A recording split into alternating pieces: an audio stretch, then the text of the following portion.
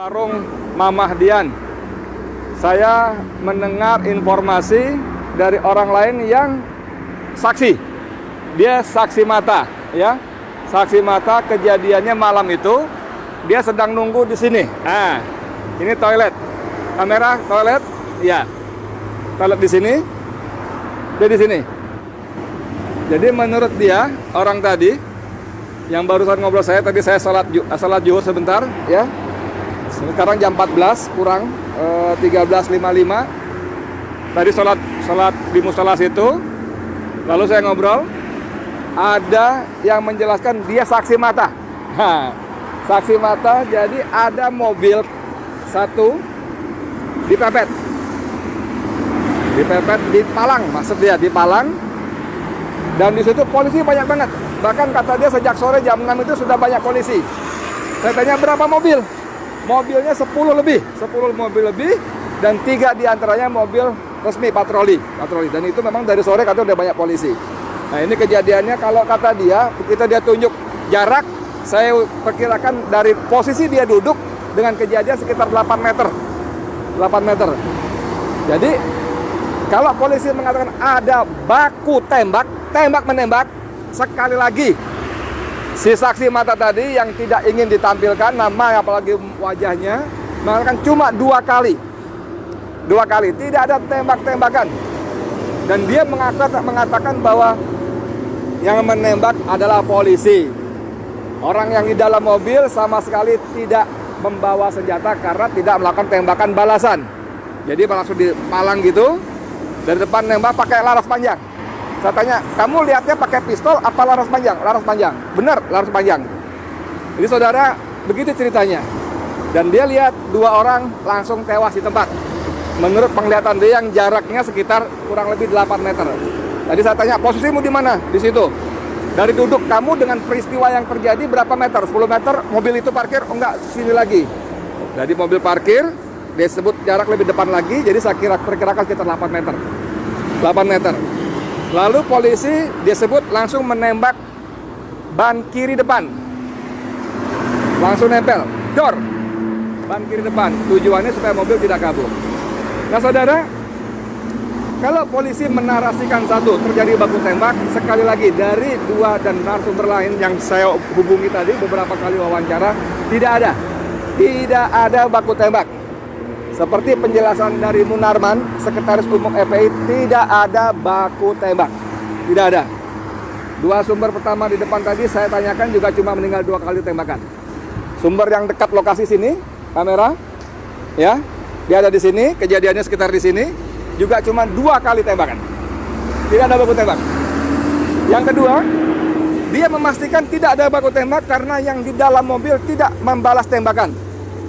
Jadi tidak membawa senjata api.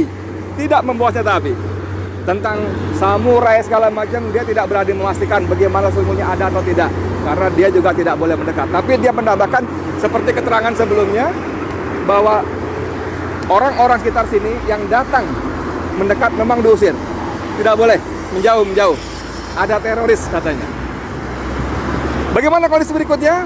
2 orang ditembak. Lalu kira-kira saya ada datang ambulan. Saya tanya berapa jarak ketika terjadi tembak-menembak dengan ambulan, berapa menit? Setengah jam? Dia bilang ya kira-kira setengah jam. Mungkin ada yang telepon lalu ambulan datang. 2 mayat dibawa keluar, digotong, dibawa pergi ambulan. 4 orang lagi masih hidup, 1 terpinjang-pinjang kakinya.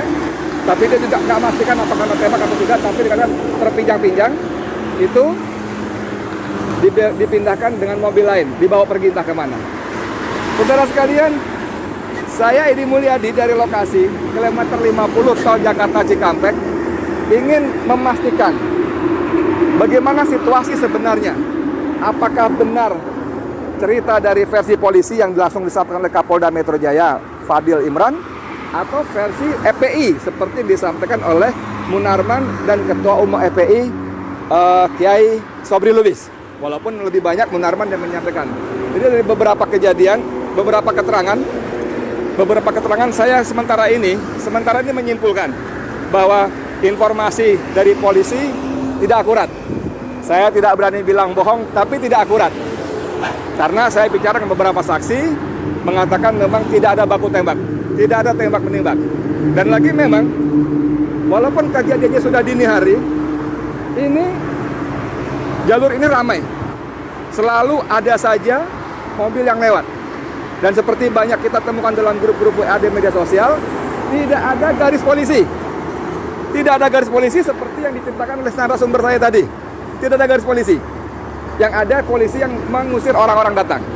Tidak ada garis polisi, tidak ada apa istilahnya olah TKP dan sebagainya, tidak ada. Tidak ada. Saudara sekalian, apa sesungguhnya terjadi? Sekarang kita baca bagaimana Komnas HAM dan berbagai lembaga-lembaga yang concern dengan hukum dan HAM, hak asasi manusia, sudah mulai bersuara. Ini diduga kuat ada abuse of power, ada penyimpangan kekuasaan, ya. Jadi ada abuse power dan sudah banyak suara-suara yang menuntut dibentuknya tim pencari fakta, tim mencari fakta yang independen, yang bebas dari intervensi kekuasaan. Kita bagaimana tunggu berikutnya, mudah-mudahan Allah semakin buka lagi. Allah buka lagi bagaimana kekuasaan sudah digunakan untuk hal-hal yang tidak pada tempatnya. Karena kalau dikuntit, harusnya yang menguntit itu tidak ketahuan, harusnya. Tapi ini kalau mereka menguntit, malah yang ada terjadi pembantaian, pembunuhan. Jadi tidak menguntit lagi. Lagi kalau orang Balang mengatakan, para ahli hukum, atas dasar apa Habib dikuntit? Kejahatan apa? Ini kan cuma dituduh melakukan pelanggaran protokol dan sudah membayar denda, ya kan? Jadi tidak ada pasal-pasal, tidak ada alasan logik yang membenarkan penguntitan terhadap Habib. Tidak boleh, tidak ada. Dan diperlakukan seperti itu. Kalau dikatakan bahwa karena diduga akan mengerahkan massa pada pemeriksaan tanggal Senin, tanggal 7. Ya, orang Habib sedang keluar Jakarta. Ini posisi kilometer 50 dari Jakarta menuju Cikampek. Ya, dari Jakarta menuju, itu artinya keluar Jakarta. Dan seperti penjelasan dari EPI, bahkan saya ketahui itu pengajian keluarga inti di Kerawang. Ya, kita tunggu, semoga Allah bukakan lagi pintu-pintu kebohongan yang dibangun dari satu bohong yang lain.